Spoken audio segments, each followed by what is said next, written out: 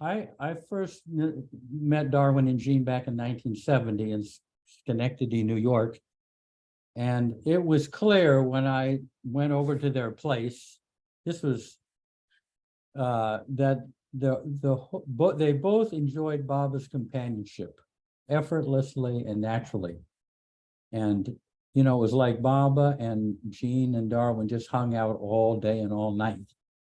And I thought, you know, Baba is in almost all the homes in the world, Baba is faced with conflict and happiness. But at 2 Castine Street in Schenectady, with Darwin and Jean, I think he got a complete rest. And this was, you know, their experience of Baba, this glorious companionship they had, was a culmination of years and years, you know, going back to the 1930s. And Darwin was like very low key and unassuming. And I know he would have been inclined really just to keep his experience to himself. But all of us young people, we found that if we asked Darwin questions, he would have to answer. And this book in part is the answer to our interminable questions that we plagued Darwin with about the inner life. And luckily, even though he was at that stage where he enjoyed Baba's companionship, he remembered all the stages he had to pass through to get to that beautiful companionship. So anyway, let's start out. Before let me choose somebody to read. Let's have, is Mayor Prasad there? Yeah. I'm driving, Jeff. I can't read right now. Okay. So Jaysima. Hey, is Jaysima here? Yes, Jeff, I'm here. Oh, yeah. Can you put up that the next? Yeah. Yeah.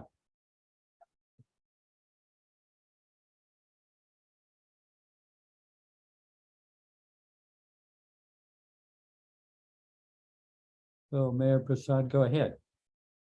I guess he said he's driving. Oh, Jeff. he's driving. Oh, okay. Well, Priya, do you have that right in front of you there? Right here, Jeff. Thank you. Okay. Limitations, right? That's what we start? Yeah. Okay.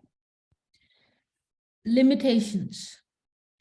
One time in 1954, when 18 of us Western men were gathered in the big room in the retreat building in Mehrabad as Baba's guests for 3 weeks, Baba said, "When we go outside this room, we see the hills, etc. Why?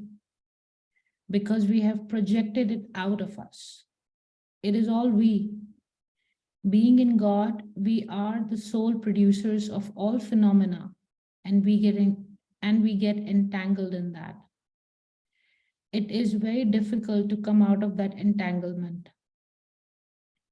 That means that we make veils by taking as real those conditions that we ourselves have created in the first place. We impose restrictions on our own consciousness. Through complacency, we tend to accept spiritual limitations without being conscious that we are doing so. We think in terms of separation, multiplicity, and eventuality. Spiritual limitations include being bound by time, which Baba has said is the invention of Maya, that is illusion. Our sense of time needs to undergo a change. We have allowed it to condition our thinking. We must repudiate the future. For example, Baba tells us how many lifetimes it takes before we reach the goal of God realization or liberation. Many people feel discouraged and think it will be ages before they reach the goal. However, I take the attitude that most of those lifetimes are behind us. Spiritual limitations are deeply ingrained within our consciousness. We are comfortable with them, and to be unlimited seems strange to us. But we can easily experience great spiritual freedom and salvation by accepting the immediacy of the Master's love and grace. To do this, however, we have to stop limiting God. Sometimes we judge his omnipotence and imagine him to be lacking. We affirm that he is omnipotent, that he can do anything, but we feel and act to the contrary. We may also discover that we are placing limits upon the Master. We have a tendency to unconsciously form beliefs that keep us bound to limitations and actually prevent us from drawing closer to the Master, to Baba. Thinking that we must purify ourselves before surrendering to him is an example of a limitation based on the misconception that his love for us is conditioned by our so-called goodness or worthiness. By thinking this, we are limiting the possibility of experiencing his unlimited, unconditional love. Or we may think of Baba as of the past and believe that closeness to him is no longer possible. This misconception is the result of thinking of him as his physical body. In fact, Baba is of the present and is more accessible than ever. Harboring spiritual limitation has the effect of limiting within our minds and hearts the scope of our possibilities. Baba says that what we have to do is reverse the process of creation and perception without obliterating consciousness. Becoming aware that we are the ones programming our limitations is one aspect of the conquering of the unconscious that Baba refers to. Che Baba. Yeah, thank you. Wow, that is pretty charged there. Anyone does that strike anybody, or any questions about that, or any also any examples you can come up with?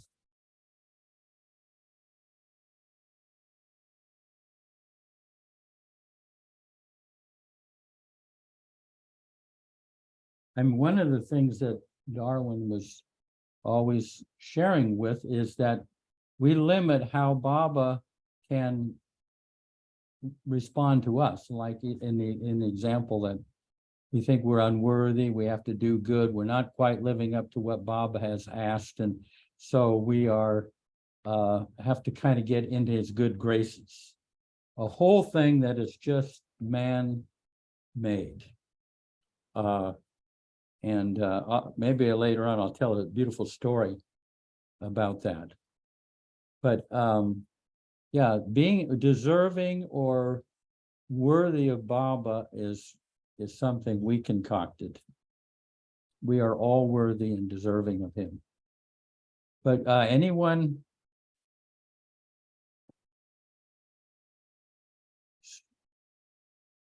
You guys just thoroughly understood it, huh?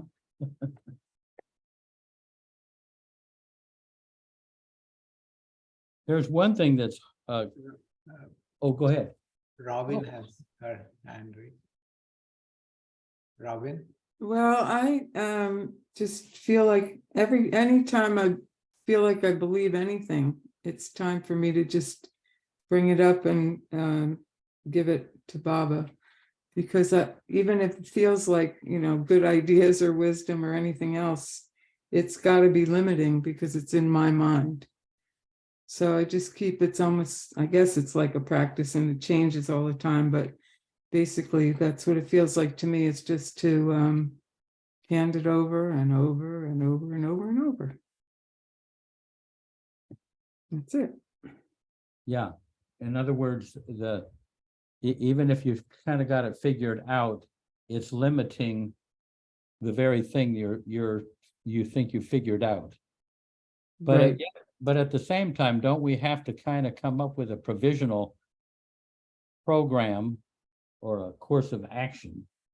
Well, for me anyway, I can't help but keep doing that, but then, you know, but then it's limiting me, so I just keep trying to be in the process of handing it over to Baba. Once I recognize that I think I know something, or I have an idea, you know, or it is like that his love is conditional because of my beliefs, then I kind of feel like it's not even that I know better. I just feel like the process is to keep giving it to him, or I'm limiting myself.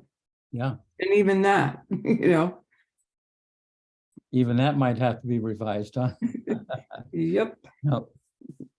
No, that's kind of, Erich kind of expressed that thing too, where he said, someone asked him about pleasing Baba, and he said, we could never really figure out what would please Baba. We would do something that we thought would definitely please Baba, and he'd be displeased with it. And we do something that was displeasing, that we thought was displeasing Baba, and Baba would be pleased with it. And he said, I mean, Erich is right there next to Baba all those years. He could never quite figure it out. So that's kind of, anyway. Dan or Terry? Of course, when I raised my hand, I had something very specific, and now I need to dive for it. I had just read something from the Val Natu's book about A through Z spirituality. And I think I confuse myself with my worthiness of Baba's love on a daily basis. Just because I'm such a new Baba lover, I feel like a puppy. And I still have the brain that kind of what Priya just read, becoming aware that we are the ones programming our limitations is one aspect of the conquering of the unconscious that Baba refers to. So this is so intense, this stuff. I have the PDF to read it again, because one reading just isn't enough, because it's so dense. So I'm gonna pass that on and then maybe raise my hand later. Good, okay. The unworthiness is a perennial disease among the Baba people. I'm just saying, my observation over the years, it's just hard to overcome that, because everywhere in the world it says you got to earn love, you know. Go ahead. Priya? Yeah, thank you. I was just wondering while I was reading it, two things. One, all the prompts within are that of Baba. So I wonder if unworthiness and not doing enough, if that is really just, something going here. Because not unworthiness, but sometimes I do feel here in my heart that I'm not loving Baba enough, or do I even know how to love him or how to please him? But my understanding is that all prompts here come from him. So why is he prompting these feelings and thoughts? That is one. He might be prompting these false things to come into your consciousness. What I mean is that, you know, bringing these things down from the subconscious, from other lifetimes, and then working it through, and you have to kind of process it so that they don't continue to cast a shadow on the joy and love in your life. Hi, can you hear me okay? Yeah. Oh, well, I need to respond. I feel it's a real need I have, and I don't have everything wrapped up in a nice paragraph to say to everyone, but this sparked something in me to share, and it feels I feel a little bit shaky about it. That means new territory. That's what shaky means to me. Stepping into new territory. It doesn't feel real grounded yet, but the old doesn't fit anymore.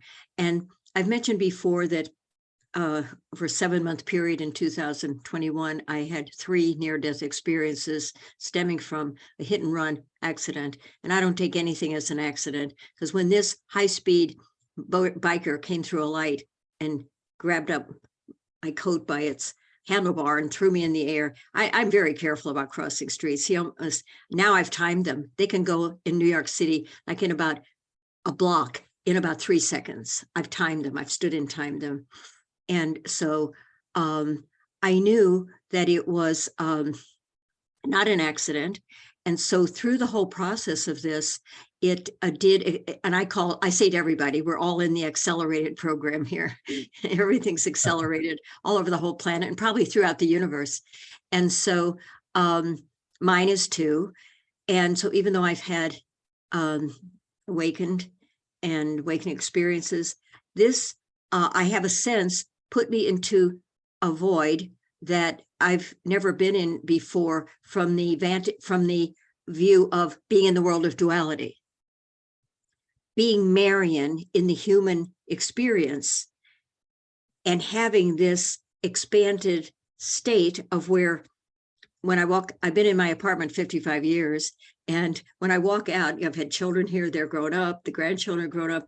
But sometimes when I walk out, and I know my mind is fine, my brain is working fine, I don't know which sphere I'm in, kind of like, well, which decade, where am I? I know it's my street and these are the trees and all of that, but it has sort of transcended this time. And it's kind of in a timeless state.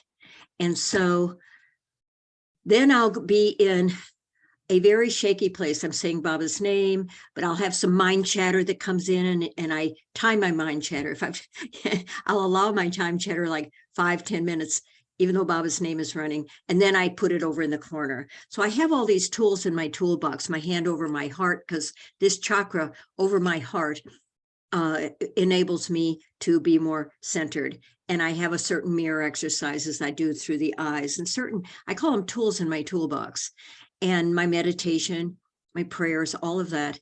And so I feel like I'm just in some way walking in this timeless, spaceless place, but as a human being where I have to look at the clock and I have to go to a doctor's appointment at a certain time, and I have to play that game.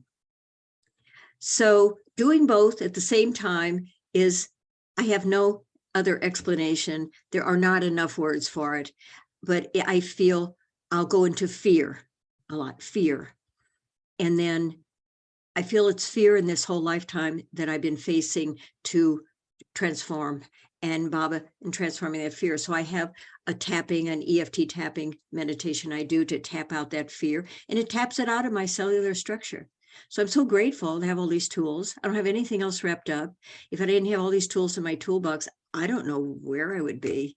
So it's kind of a strange land. And that's as far as I can get in talking about it, because otherwise I could just blab on forever.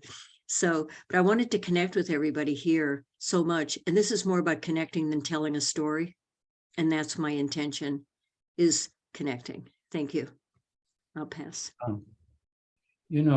Just to mention one thing too, what you say is there are certain states that I've found and other people have found, certain states that you get into that they don't have any precedence. They're kind of out of space and time, but they don't have the full measure of love to kind of balance the whole thing. They're kind of detached from love. They're kind of the emptiness before the fullness. Yes, yes, Arrives. And yes. I know one time with Darwin, we were kind of doing all this internal work, and we were actually feeling a serious void. And I remember Darwin said, you have to bring your consciousness up to the heart level. Yes. He made this gesture, and we automatically were fine. But there is the emptiness, which is true, and there's the fullness of love that's true. And sometimes you get, we got experiences of the emptiness, the kind of void. Yes. kind of true in the sense that it's a little bit outside of time and space, so it's true, but it doesn't have the love to anchor the whole thing. And it's very disconcerting, yeah, but anyway. Yes. Just- Well, something that Baba said, and I'm just paraphrasing it about this most direct connection with the divine nature and the arts. And I'm here in New York City. Now, no matter what I'm going through, no matter how shaky about the void, and there's no future and past in this void, it just is that when I get to Central Park, which is an amazing, amazing place, and in nature and the squirrels and trees and some people and dogs and things, I'm in a different perspective. In the summer, I joke with people. I say, well, I want to sleep here. Yeah, I want to sleep all night in the park rather than coming home to my apartment. But there's something that shifts without trying. There's no more trying harder. There's no more trying harder. It's shifting into various spaces. Somebody I'll meet that is on a soul level that I may never see again, in passing in something an exchange we may have. So I have no wrap up about that, except I love the word contrast. And when I'm able to have a contrasting experience, I'm just very grateful. One that's loving and open and flowing and natural, along with this other void, the void that I'm in a lot. So anyway, so thank you. I'll end it with that. Yeah. Sure. We got this guy in a car here. Prasad. Yeah. I thought I'll say a little bit about what Priya was saying. I think the things that we think about, I'm not loving Baba enough, or I'm not pleasing him enough, or am I loving him enough? Am I pleasing him enough? Are all different ways of saying, I want to love him more, and I want to please him more. They're equivalent. And it's basically longing. And Baba said that longing for him is actually equivalent to having his physical darshan. And it's the fuel to the fire, which is love. So love is fire, but it needs fuel, and longing is that fuel. So that feeling is really not a negative thing. It's really very, very positive thing in my view. So Excellent. I agree. What? Did you say that, Meher, did you say that longing for Baba is like having Baba's darshan? I have to actually read that section somewhere in discourses where Baba says that longing for the master is like establishing a channel between the aspirant and the beloved, and it's equivalent to having his physical darshan. That's fantastic. In that case, we've all had Baba's darshan. Yes, that's fantastic. That's really something. Thank you for sharing that. Yeah. The longing is one of the bridges to that immediacy. And whether you're successful at loving or following Baba, the fact that we're trying is the love, I would say. Okay. So we kind of covered limitations, huh?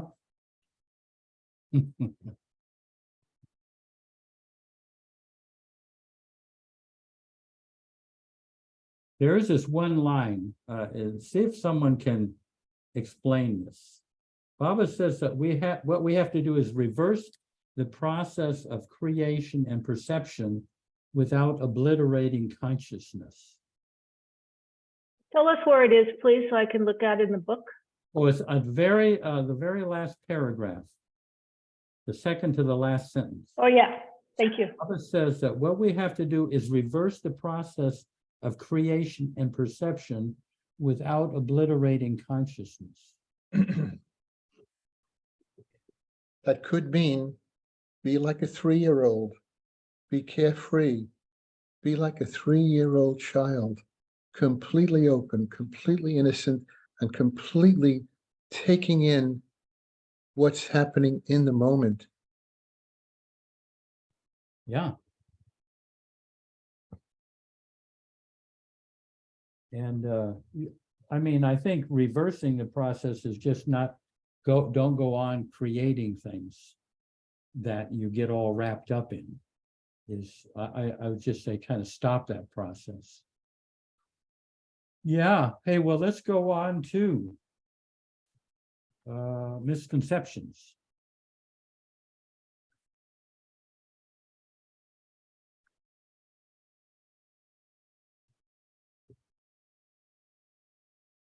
Oh. Hey, Josh, how about Josh? You got it there? I can, do you want, I don't have the book. I can read a little bit. Yeah, read it. Just read it right off the screen if you can. Yeah, sure. Guys. Okay. Misconceptions. Perhaps most of our lives as spiritual seekers is spent consciously or unconsciously trying to correct the latent misconceptions that have been plaguing us from the subconscious level of our minds. When we probe each of our own particular misconceptions to its foundation, we discover that we have been coping with wrong answers for most of our lives. We have accepted as facts things that are simply not true. We have been brought up with the fundamental misconceptions that the creation is real and that we are individual, limited creatures. And so, right from the beginning, we take it all for granted. There are many misconceptions that we take to be a part of our ordinary lives, not realizing that they are misconceptions and that they are distorting our inner awareness. As seekers of truth, we have to see through misconceptions and what they cause, and replace that with what is the nearest we can come to truth itself. We cannot add truth to the misconceptions. Misconceptions can include the tendency to imagine things and to follow trains of thought. Sometimes, before we even get out of bed, a certain train of thought has already left the station, and we are not even aware that this has happened. When we first wake up in the morning and the mind gets activated and we present it with a train of thought, which leads us into other trains of thought, and they produce what becomes the content of our day. So we get involved in following these trains of thought instead of taking control and initiating a wisely chosen train of thought. Misconceptions also can involve low self-esteem based on an incorrect assessment of who and what we really are. As a man thinketh in his heart, so is he, is a very profound and philosophically revealing statement. Our everyday thinking, our beliefs, and the limitations that we accept are all part of the bondage that we experience. We start with a conclusion from our subconscious and our observations, then looking for signs confirming our conclusion, which in turn solidify that conclusion. Okay. This it would be great if people can come up with some examples of how this plays out. The one thing about that I felt from Darwin is he got on the other side of all of these illusions. And so he's sitting there and he can see how we buy into this thing or that thing and get ourselves caught up. And so we're getting the benefit of somebody that kind of worked their consciousness through these things. So he's displaying some of the major illusions that that distort our consciousness. But anything to say to that?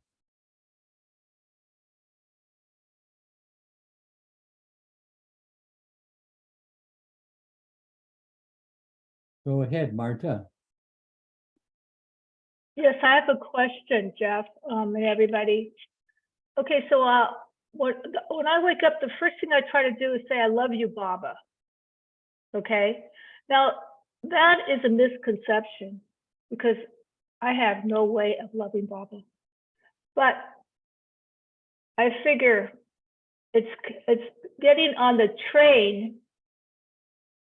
What does it say? Something about the train?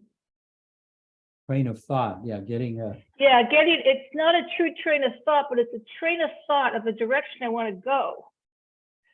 So is that a beginning of something?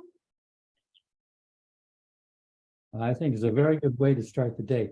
You know, I'll tell you one thing that Monty used to say from time to time, Baba's sister. You have to see things through Baba's eyes. Just imagine when you wake up that you're Baba and this young lady from Santa Barbara says, I love you. Don't you think that'll mean the world to him? You know, whether you have the authority to say such a thing or whether it's politically correct, I feel it means the world to him. So Jeff, it says, so we get involved in following these trains of thought instead of taking control and initiating a wisely chosen train of thought. So it seems to me that I'm choosing a train of thought though, correct? But Yeah. going towards the direction of Baba, of maybe, well, everything goes to Baba, but And a conscious effort to move toward connecting with Baba the first thing in the morning. yeah, well, that's true. I do. That's beautiful. If he Well, you doesn't- gave me the idea. I got the idea from Darwin, and he Oh, got. there we go. Okay. Good. Jeff, what you said about seeing through Baba's eyes, I read this, I'll share a small first stanza of this poem called Checkmate by Rumi. It says, borrow the beloved's eyes. Look through them and you will see the beloved's face everywhere. No tiredness, no jaded boredom. I shall be your eye and your hand and your loving. Let that happen and things you have hated will become helpers. Well, it's a long poem, but I just got reminded. Beautiful. No, Oh. I know, see, so often we say, well, I'm gonna look through my eyes. You know, and that's all right, but like, you know, what Mani is saying is consider, how does Baba looking at the situation? It expands our awareness to do such a thing.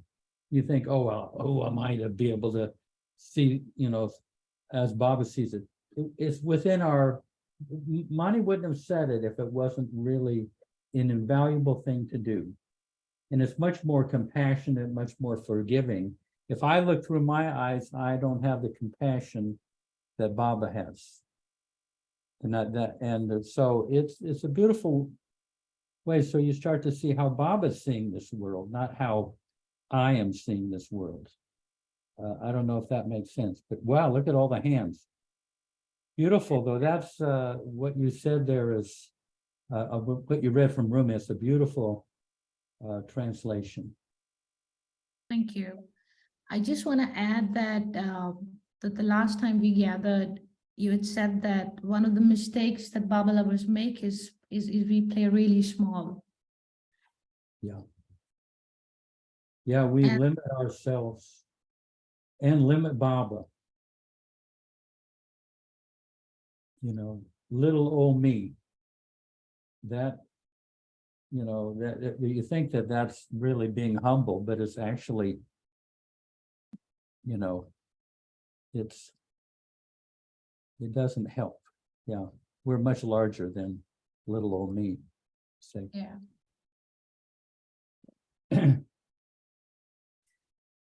Ron? Yeah. Here we go from California. Did you call on me? Yeah. Oh, okay. We Okay. got JC, but I wasn't sure. see if you can get your thing, because Yeah. it's very quiet. Yeah, go ahead, run. Okay. The last thing you said about being small, there's this one little quote that I made a little tune for. Just a very short thing that Baba said. Oh, yeah. And it goes, don't let little things disturb you. Don't let little things disturb you. Rise above them, be big, be generous, and leave the rest to me. Very short little quote, but That's Bob. Those are Bob's words. yeah, those are Baba's words. He wanted us Once to again- not think of ourselves in a small way. And one of the ways we make ourselves small is by having either conditioning our thinking for one reason or another, or having it conditioned for us, whether we want it or not, just not noticing. And Baba's, like you said, look through Baba's eyes. Baba's eyes don't have conditions. He sees the pure, unadulterated truth of things, and he also knows what the what do you call it, the values that are true and lasting, something that will last. I mean, if we look at something, it might make sense, but if it's just very temporary and doesn't make much sense, then we will not have the benefit, and our ignorance will come into play because we're ignoring all the other things that are important with regard to a situation. So Mark Twain said, "It ain't what you don't know that gets you into trouble. It's what you know for sure that just ain't so."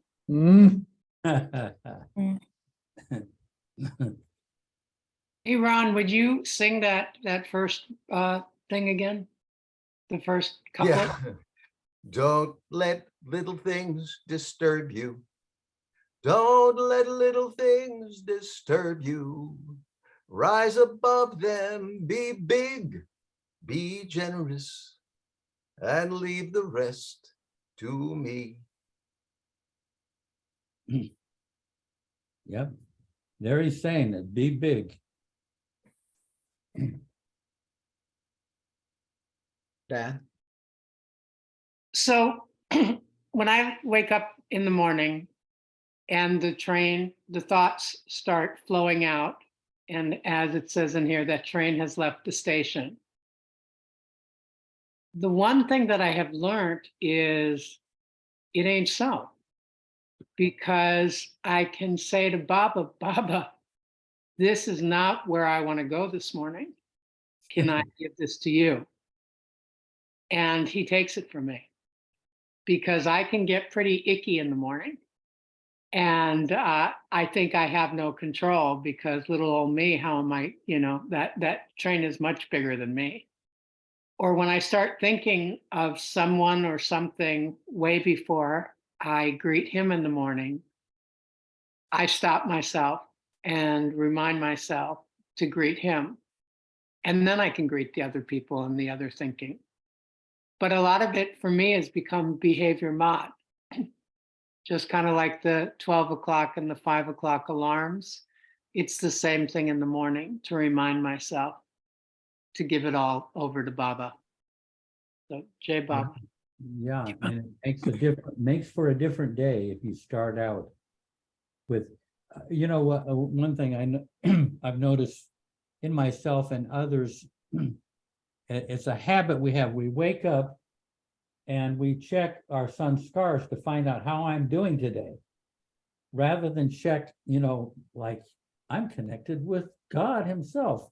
Baba, I'm connected to love. It's like, oh, I check my sun's scars. Oh my God, I got to go in and see the boss, and he's been abusing me, and I don't like and then that colors the day. Why do we're just in an age-old habit of checking our sun's scars to find out what kind of weather is going on. Oh, God, it's gonna overcast today. Oh, well. So that what Diane is talking about is getting back to, and Martha, getting back to start out with Baba. Wow, we are like so fortunate to have Baba in our lives, and to start out with that. That's the first impression. Jeff, first, it's going to be Paula there. Yeah. It's funny because my question has been answered, that the beautiful words are right there in the conversation. So That's what I wanted to know, where to get, what the poem was called. The Rumi poem. Checkmate. Checkmate? Checkmate. Checkmate. Okay. Thank you so much. So beautiful. Regarding these thoughts, something that works for me is early on in the morning when I do get up and I say, Jay Baba, I love you, Baba, Baba, I love you. I have a conversation, and I have a conversation allowing Baba within me to talk with me in concert with that inner mentor of my life of many years. And I have found that having a positive dialogue with encouraging and very grounding and heart-centered thoughts, could be for 2 minutes, could be for more than that. I find that conversation with God extremely positivizing my thoughts. And when I do it, not that I do it, but as I'm doing it and letting Baba do most of it, it really allows me to go into a beautiful, positive thought focus that I love. Yeah. It works beautifully for me. But don't forget your income tax, the IRS. I'm just joking. That'll scramble it all. No. No, we did our income taxes already. That's Oh, been good, done. good. But thank you, Jeff. You're a free man. Okay, anything more to say to that? Well, let's go on to was it Misconceptions is the next one? Let's go for Anthony Cortez from Florida.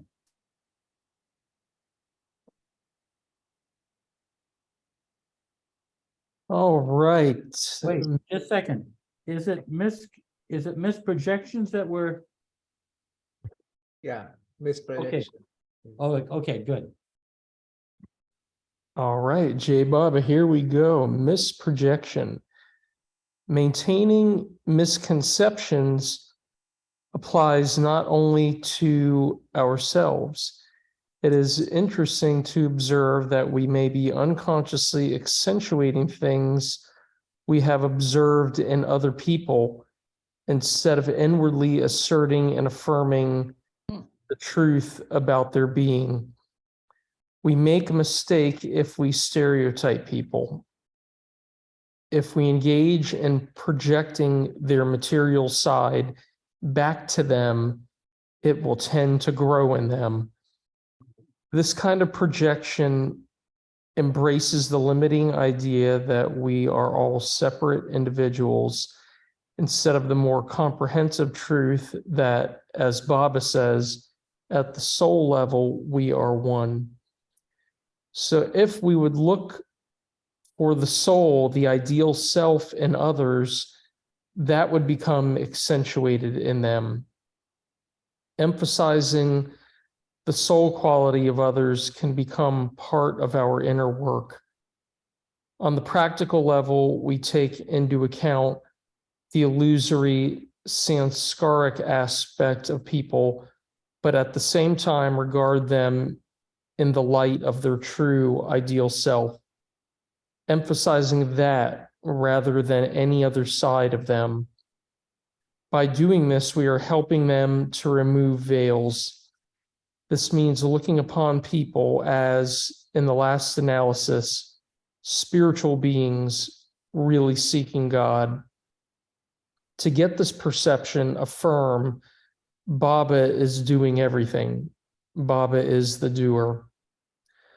I know that for most of us, it takes an effort to project the basic truth about people, but if one can develop this more flexible attitude, this benefits not only their consciousness, but our own, because what we visualize affects our being. If we visualize weaknesses in others, that reflects on our own consciousness. If we visualize the ideal self of others, we are calling forth the same in ourselves. the truth in our own being. It is not always easy to see the higher side of people, but it is worth trying to do. Around Baba, we would experience this kind of projection from him in a very powerful way. The radiation of Baba's presence has the effect of completely enveloping one's lower nature and calling forth one's higher self. It is not as though he is in a closed box and you are in a closed box and you do not really affect each other. He is truth and reality, and he is radiating truth and reality and light and divine love, and you are radiating falsehoods and illusion. Something has to give. So when the illusions begin to give way, light begins to dawn, and one begins to experience a deep inner integration and spiritual upliftment. Wow. Wow. That's beautiful. Yeah, wow. I just have a quick thing with that. Yeah, it's really a true challenge to be able to do that, especially well, Jeff, I know you mentioned that Darwin had said with certain people that, you know, may have harmful qualities to keep a polite distance.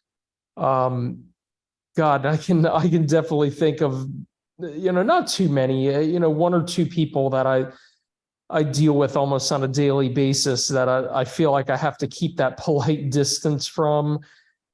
But it's so weird. You find that when you distance yourself, the judging them for those things that make you have to distance yourself, that those judgments come forth a lot. So I find myself being challenged to take that practical, keeping some distance while at the same time in my mind trying to love that person and see them as the soul and do all these things Darwin is talking about, you know, to project that, seeing them in their highest self. So, wow, it's just a challenge, I think, sometimes having to practically distance and navigate them while at the same time seeing them as their highest self and sending that love.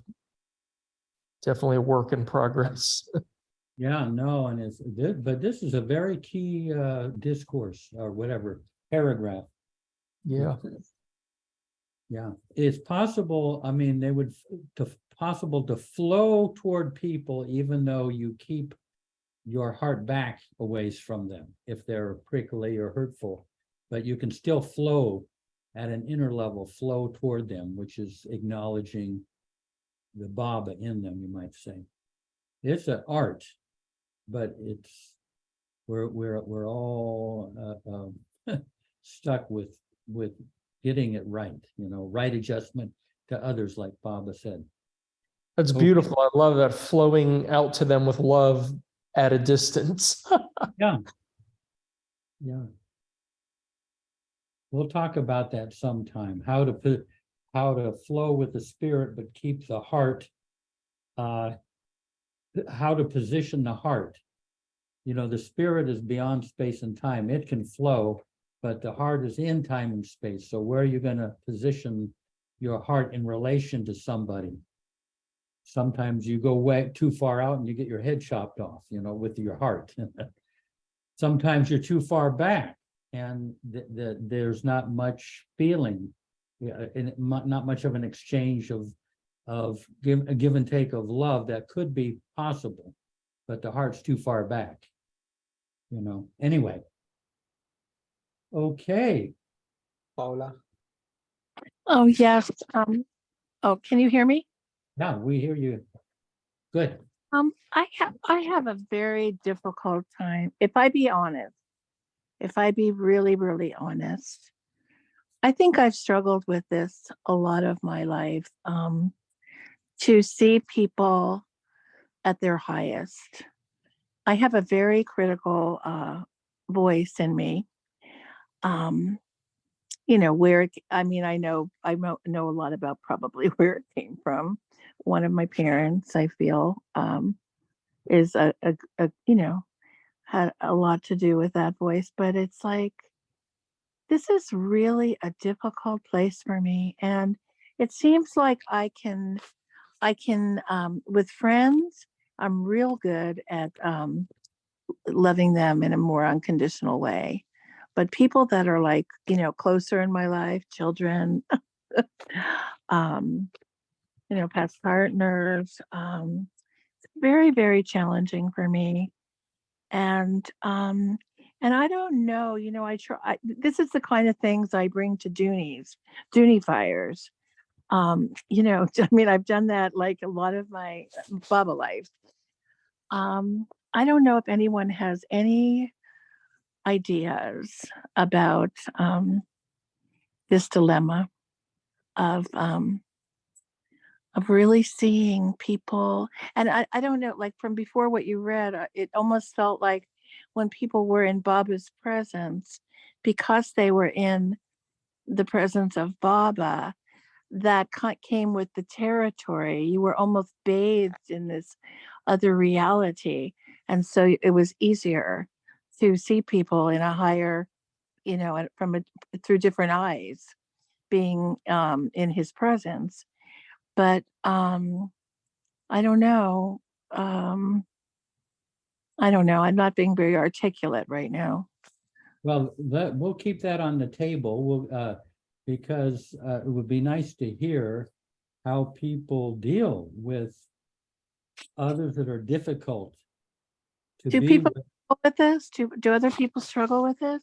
Oh, raise your hand if you have trouble with this. I think you're going to get about everybody, you know. You know, you're not alone in that.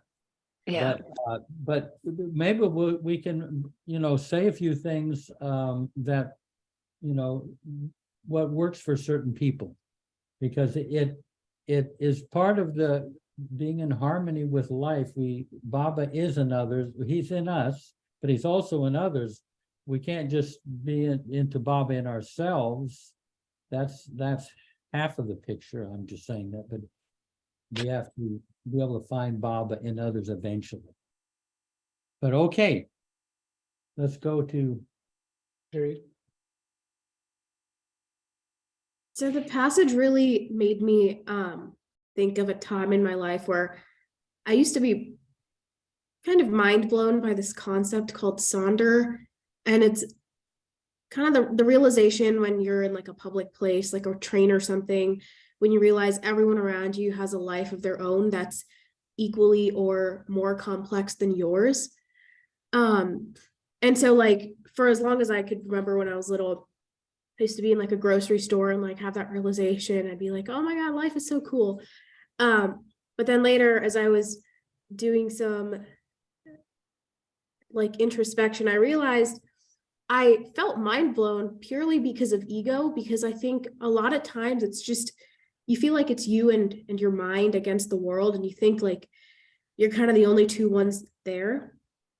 And the realization that like other people also have that and also exist as like their own beings, to me was, I don't know, I guess mind blowing as a kid. But then after finding Baba, it became clear that all of that stuff is just external and on a surface level, and deep down we're all from like the same universal soul. And I really liked the quote that was brought up today by Rumi about like seeing through the beloved's eyes. But I think for me, what's harder but more rewarding personally is using my own eyes to see Baba in everyone. And obviously harder said than done. But Paula, I think the struggle that you just brought up, I think the realization that I've come to now, or the agreement that I've come to with myself for now, that I think will keep me sane, but still like not a completely terrible human, is that you don't have to like everyone, but you do have to love everyone.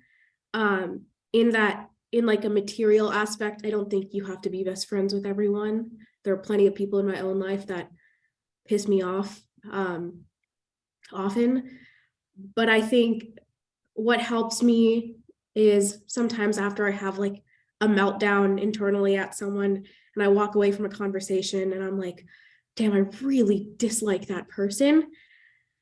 I think you can dislike the form of that person, which includes whatever thoughts and actions they speak towards you, but realize like the part of them that doesn't go away and that will get reborn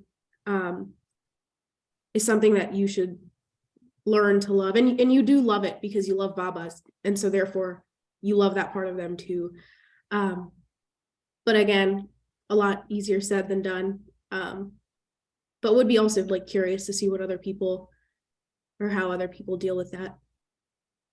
Yeah, beautifully articulated. Really, it's possible to love and not, well, there's a theme from the life of a woman named Agnes Barron, who lived at Mehrmount, and Baba called it his watchdog, and she had quite a prickly personality, abrasive and all of that. I mean, I experienced it and other people.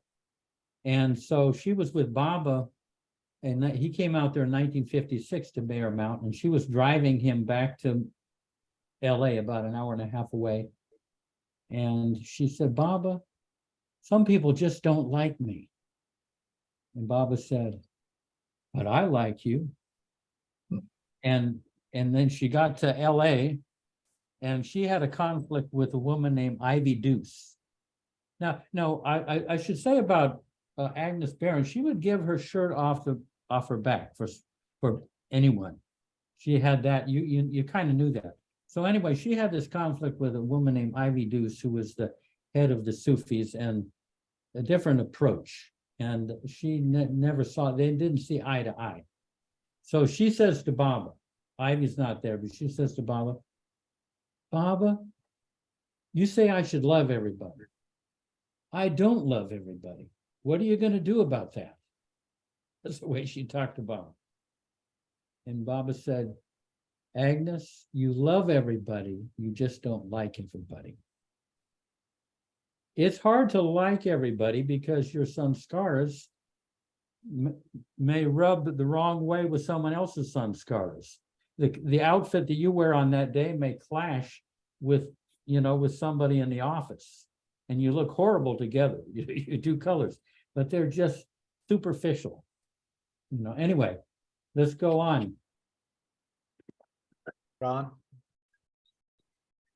So Baba is our compassionate father, according to the disciples that called him Mayor Baba. And I like to think of him like that. He's my father, not just my father. He's everyone's father. And so dealing with people who kind of rub me the wrong way, maybe, or I don't know, just have a negative thought pop into my head or judgment of some sort, bound to happen now and again. And so I came up with, or Baba came up with, I can't really say who it was, came up with an idea that maybe I've been practicing for about 5 years now, which is quite often I refer to people, whether I'm talking to them or writing to them directly, or even just referring to them when they're not even around. I'm not expressing myself to them, but about them. I often refer to them as brother or sister. And so I very often use it, whether it's somebody that I've known for 50 years or somebody that I've only just connected with, in the immediate present. It doesn't really matter. If I'm motivated, that really just is magical in that it eliminates the judgment, because it doesn't matter if whatever I think of them, they're my sister or they're my brother. And I'm bound to have some things that wouldn't be quite, perfect, or that I like about everything about them. That's not going to happen. So anyhow, that's my way of doing it lately. Fantastic. No, I like that. Yeah, beautiful. Aha, Paula Roper.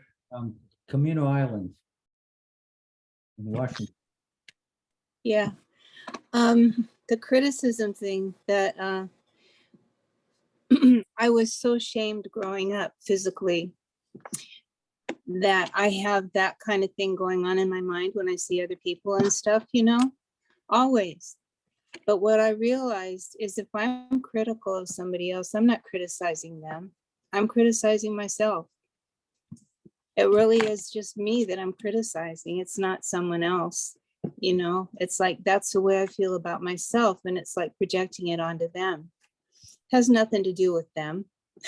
It has to do with me. So anyway, another thing I try to do too is change the thought. You know, if I have a negative thought about somebody, I try to reverse it in my mind. It's like, that's really cute. You know, I really like what you're wearing. It's just all in my head, all this stuff. It's like a hamster running around and it drives me crazy. But it's like, you know, if I can put a leash on the little hamster booger. Anyway, but I do think it's more about myself because it's self-criticism. Yeah. You know? See? Yeah. Dovetailing what Paula said, dovetailing what Paula said, you mentioned thoughts. And I think we all identify that our soul is love. I think we all feel that our soul is love. And I think we have an idea that God realization, one becomes eternal love in words, in actions, and in thoughts. How does this sound? I am love awareness. I am love awareness. I am love awareness. Because it's true. Our true self is love. And to use thoughts in a creative conscience, with a consciousness, is God. What's God? God is this exquisite supreme consciousness. I am love awareness. Those 4 words, I didn't make them up. Actually, I heard Ramdas say it in the past. So I love his words. I love Baba's words. I love your words too. But to me, all of these words are simply saying, Jeff, how do you take this beautiful hour and apply it in my life? And those words, I am love consciousness. It takes my whole mindset and my whole body and it puts it into I am love awareness. I am love awareness. As Baba, you said, you may not like everybody, but you love everybody. So I am love awareness allows that to happen more, especially in a situation where that person may be negative. And I say to myself quietly, I am love awareness. Beautiful. Thank you. Right. Yeah. All these are very helpful.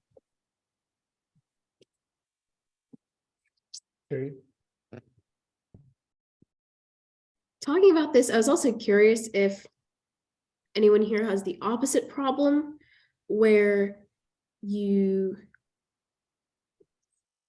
love someone a lot, but you realize it's because, again, you're loving them for whatever they like stand for, which could be exactly what you stand for, which is why you love them so much. Like in an ideal world, you would love everyone the same and like everyone the same, but we're not enlightened and we wouldn't be here otherwise. But sometimes I find myself in situations where I'm fully around people that I love, and you kind of have to take a step back and realize like attachment goes both ways. And it's realizing the people that you dislike and the people that you like or dislike them for the same reasons, which is like whatever, like the material manifestation of whatever they are. So I was wondering if people ever go through that. And sometimes it makes me feel alone or even a little sad, because you have this like outpouring of love for someone, and then you realize like you can love them, but also a large part of why you love them is because they like the same things you do, or they believe in the same things you do. And I think sometimes it gets a bit hard to differentiate, if that makes sense. Yeah, very good. Yeah. Yeah, although I think kind of loving them is probably easier to detach than when you really strongly dislike somebody. But anyway. The love is a great dissolver. Okay. Janet. Janet. Yeah, thank you. Well, this is like a total sidebar, but I just keeps going through my mind, so I'm going to say it. And you kind of just brought it up, Shri, about liking people and not liking their actions. And this is just an anecdote from my family that it just makes me laugh, and maybe you all will enjoy it too. Would maybe give Bob a smile, perhaps. So my sister was a high school counselor, and she always used to say to her own children and my children and everybody, you know, you don't dislike that person, you just dislike their actions. And so that, which is, I think, kind of around what we're talking about. So one time my nephew, her son, was talking to her and said, was reporting something that someone did at school that he really didn't like. And he said, I hate this person. And she said, no, Jeff, that's his name, my nephew's name. No, Jeff, you don't hate him. You don't hate him. You just don't like his actions. And his reply was, no, Mom, I hate him. Right.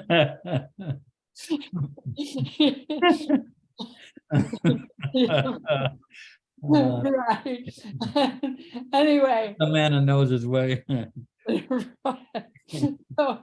So anyway, maybe not what we want to strive for, but it brings a smile to my face at least. Yeah, Gandhi had the saying, condemn the action, but not the man. Yes, exactly. But you know, when you're maybe 14 years old, you just get sick of hearing that. Yeah. Yeah, Mom, I've heard that before. Yeah. Yeah, heard that before, but this guy, he's bad. Okay.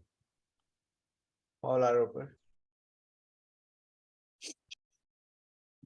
Yeah, for Shri.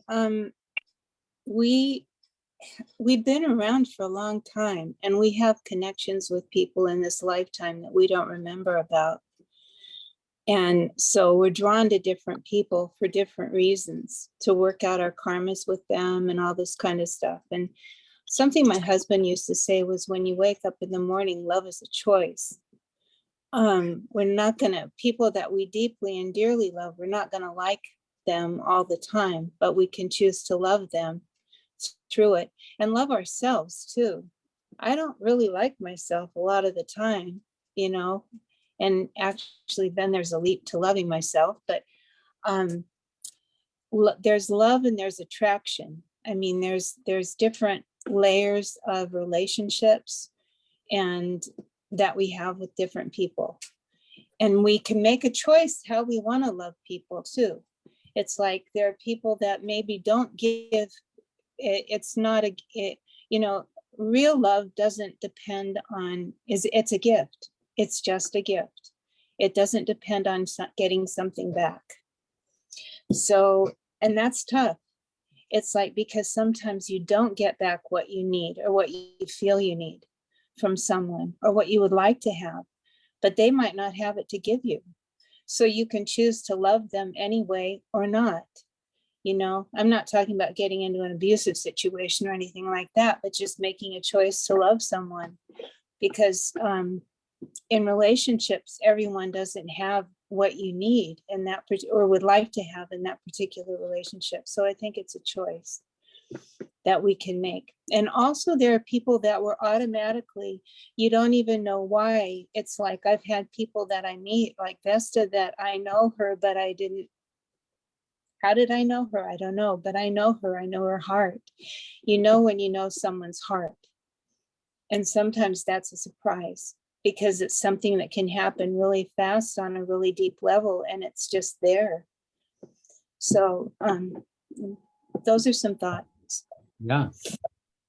And develop from past lives, you have a real affinity with, a real understanding quickly with someone, and not based on anything in this life.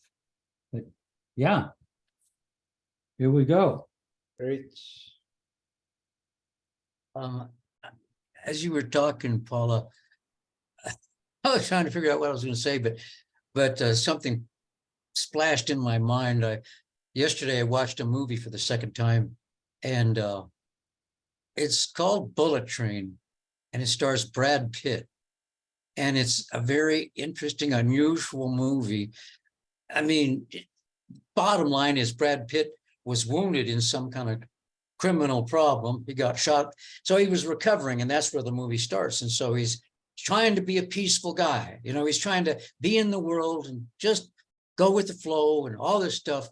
And it turns out that he meets every conceivable murderous plot problem you can have on this train. And the movie ends in complete destruction. And he's the only one who really survives.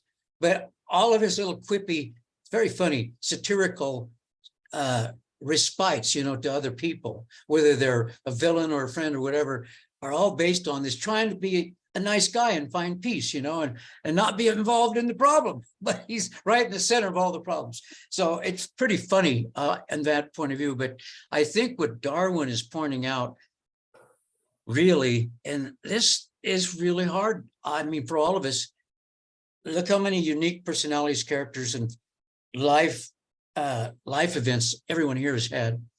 But we can come together because we somehow have been awakened by Meher Baba, each individually. So it's Baba who is trying to work through awakening you to your real self as him.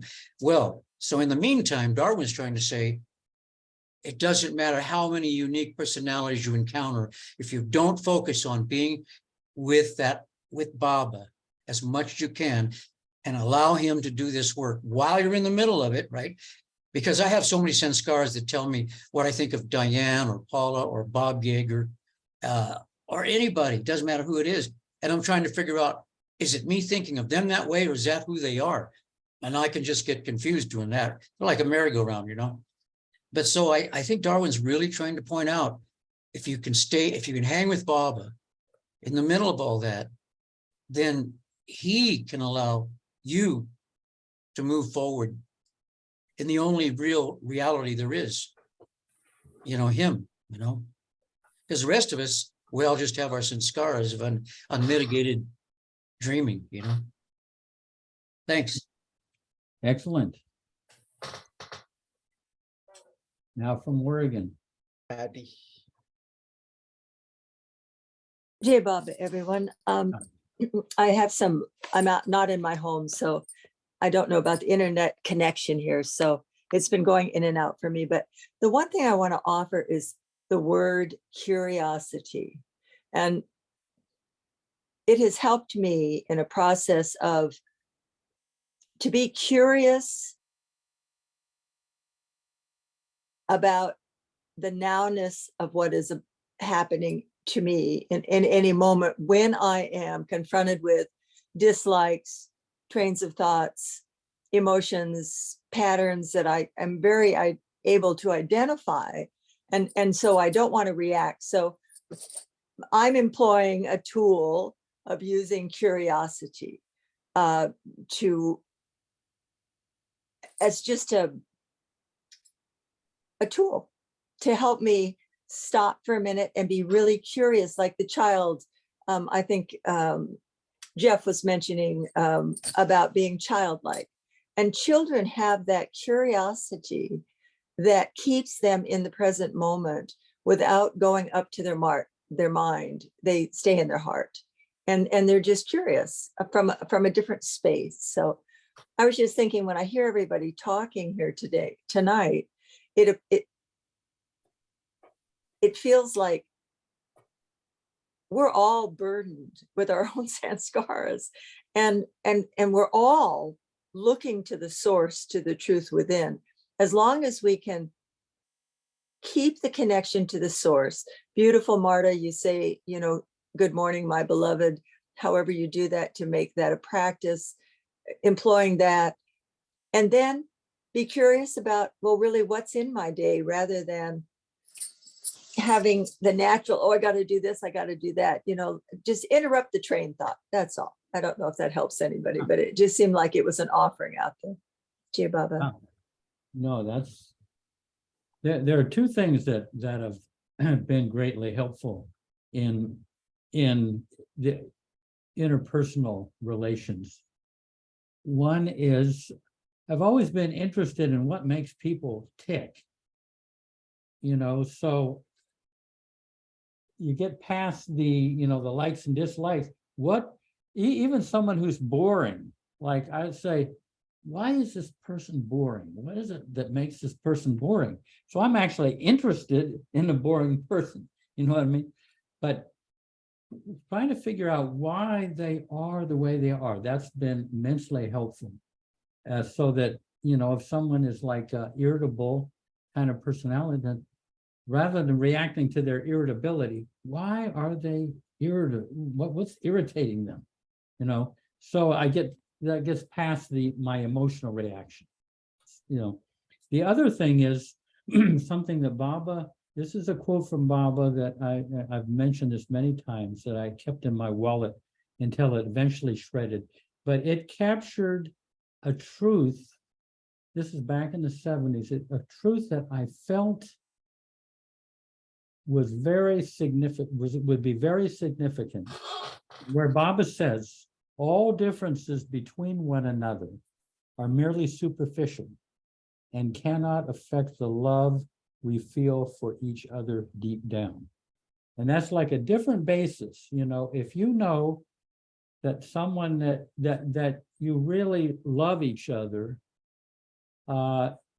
is not as discouraging. Like if someone dislikes me, I'm thinking, you might dislike me, but we actually really love each other. And I can hang in there until the love, reveals itself. We all love each other, and it's a different kind of approach than we have to learn to love each other. We have to, love has to be acquired. It's really removing the things that block the love that is there really between us. It's a different approach, and Baba helped me immensely with that quote. Yeah. Okay. Prasad. Yeah, one thing that really helps me is what both Don Stevens and Charles Haynes had once said in their talk, that if a situation or a person that you're having difficulty with keeps coming up again and again, then know that there is something that is being worked out by Baba, whether it is something that you have to learn, or it is something that that is in your deeper subconscious that is being worked out. You don't have to fight the situation, but just keeping that in mind will help you. That's what I've heard. You're saying, like, if you have a problem with authority figures, and you keep running into that same problem over and over again, you can't just discount that not to relate to these people. That it keeps happening. So that's a sign that there's something deep within you. That's right. Yeah. Yeah. Yeah. It can be any situation that keeps on happening. Yeah. Then it's basically something that Baba is trying to either have you learn over time, or it's being worked out through some other means. So just, you don't have to really fight super hard to get rid of the situation or the people, but just keeping that in mind helps you to deal with that. Hey, well, I think it's getting kind of late here on the East Coast, and Jay Seema is just nodding off and everything. He's thinking of being on that nice pillow and, so let me just double check here. I wonder if Gabrielle, are you still there? She might have. I was going to have her read one of her poems. She's got some very beautiful poems. We'll get another time. Mayor Prasad, do you have a final quote for us? Jeff, I have a quote. Oh, good.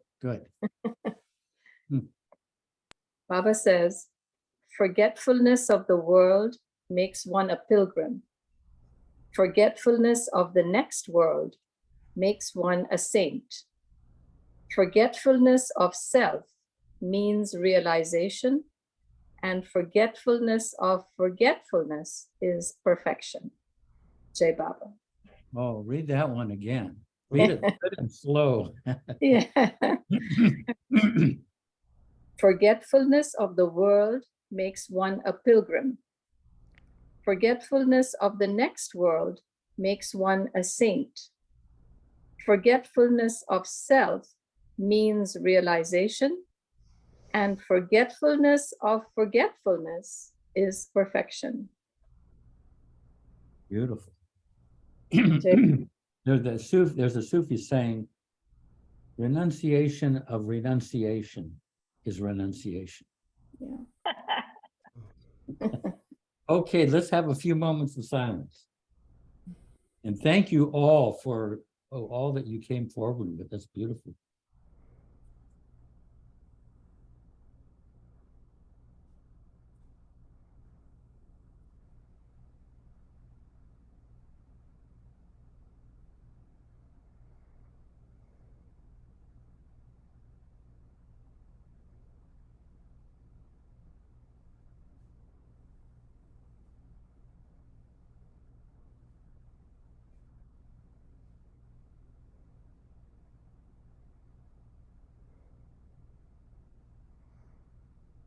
Jai Baba.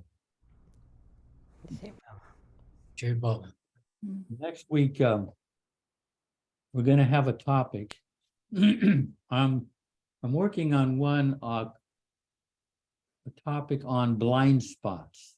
I don't know if I can frame it. The blind spots we have in ourselves. I don't know if I can. I'm trying to frame it so that it's something that people can relate to. What we do about our blind spots. Yes, maybe we could have the blind spots I see in you. No, just kidding. Yeah, I'd like to hear from all of you. And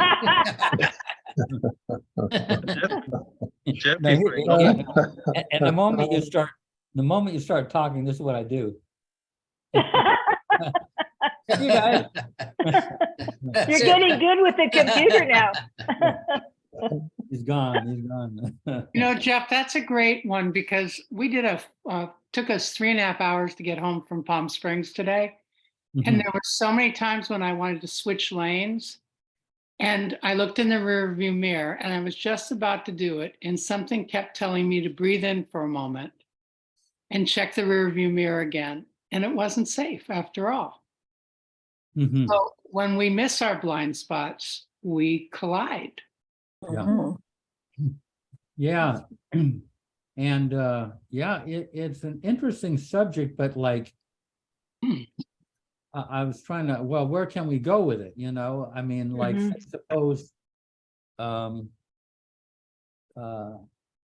suppose I'm very loud, and I've been loud my whole life, and people tell me I'm loud, but somehow I don't change. Or what do you do with me? You know what I mean? I mean, there's, how can I? say that? Yeah, Jeff, if I know my blind spot, it wouldn't be a blind spot anymore. yeah, well, that's what I mean is getting over, we'll call it getting over blind spots.